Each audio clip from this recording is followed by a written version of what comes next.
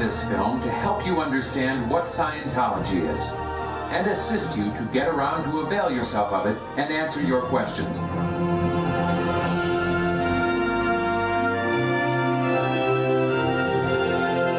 This is Flag in Florida, home of the highest level Scientology services. This is the Advanced Organization in Clearwater. This is St. Hill Manor, headquarters in the United Kingdom, and once Ron's home. This is the Founding Church in Washington, D.C. This is the International Ecclesiastic Management Center. This is the Upper Level and Combined Organizations in Los Angeles. This is Celebrity Center International in Hollywood. This is the Scientology College in England. And this is the Free Winds, Scientology's advanced religious retreat. In fact, there are thousands of Dianetics and Scientology organizations, missions, and groups spanning the globe on every continent in over 100 countries of Earth. And millions of Scientologists to be your friends and help you help yourself and others. Scientology was designed for you and all that you hold dear.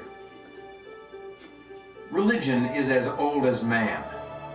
Man has believed far longer that he was a spirit than a piece of mud. In this age of materialism, he is being put into total effect. But in his common sense book, The Way to Happiness, L. Ron Hubbard pointed out that materialism is not necessarily true, and that evolution could be just a way that other factors built a species of body. Materialistic science has not disproven God or the spirit. They just say there isn't one. The lives and works of materialists certainly prove that they are not godly men. Most religions have meant peace for man, and there have been a very great many religions in man's history. Basically, in all religions, man has sought spiritual release. That is what we deal with in Scientology. Since Scientology is relatively new, you may hear the question asked, is Scientology a bona fide religion?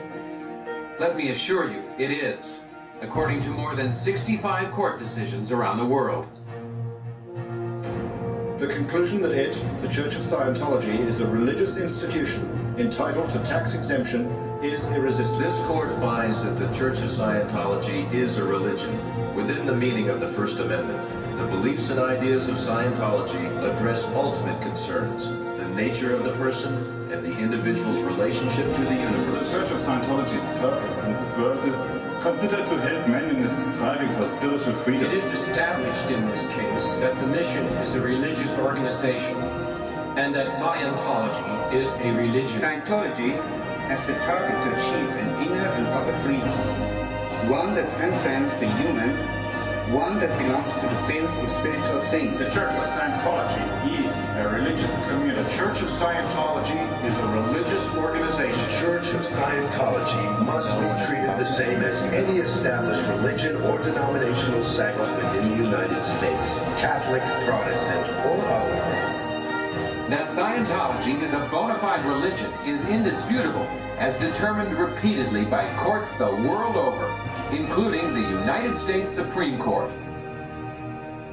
There is much more data about this in the valuable book, What is Scientology? It contains a wealth of information and will answer many of your questions.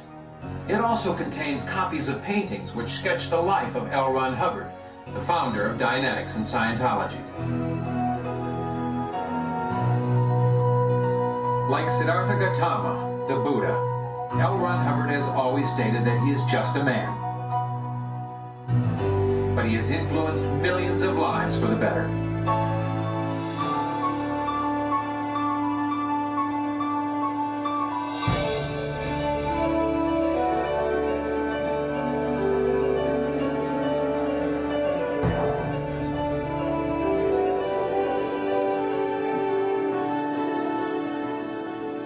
Well, you're speaking of him, of course, as the founder of Scientology. But people have been fond of Ron for many other reasons. We're here in the L. Ron Hubbard Life Exhibition in Hollywood, California. And with me is Mr. Norman Starkey, the trustee of Ron's estate. Mr. Starkey, just looking around, it's obvious that Ron was a man of many accomplishments. As a matter of fact, he was fully professional in 29 different fields. Such as? Aviation, ethnology, filmmaking, photography, music, and engineering. He was also a master mariner, licensed to captain any ship on any ocean, and a world-class explorer. But first and foremost, of course, he was a writer. These magazines, I take it, contain some of his early stories? All of those that you see here, all through the 30s and 40s, these were the form of entertainment. And with several million readers monthly, L. Ron Hubbard was virtually a household name. I see that he wrote in many different genres. Adventure, mystery, western, detective, spy, science fiction, fantasy, and even romance. Incidentally, Ron also wrote under more than 20 pen names, so any single issue could carry 3 or 4 of his stories. He also wrote for Hollywood, didn't he? Oh yes. Here's an example. Back in 1938, he wrote this 15-part series for Columbia Pictures. It was actually their most successful at the time. I presume his success as a writer brought him great personal wealth. Indeed. There are more than 100 million copies of his books in circulation today. That's how he funded his research into the mind and life. And where does the money go now? He donated his entire estate to the religion of Scientology, so it would always be here for the benefit of all mankind.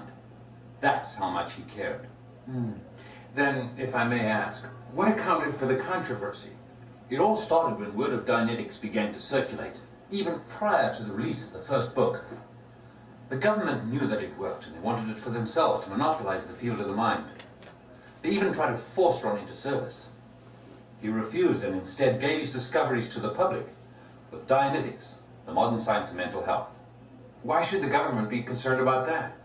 The government had been spending millions of dollars experimenting with mind control, all in a grand scheme to make men more suggestible. But Dianetics could undo their efforts to bend men's minds and brainwash them. They were very frightened of him because with Dianetics, he could nullify their tactics. So what did Ron do? He exposed the government's plan in his next book, Science of Survival.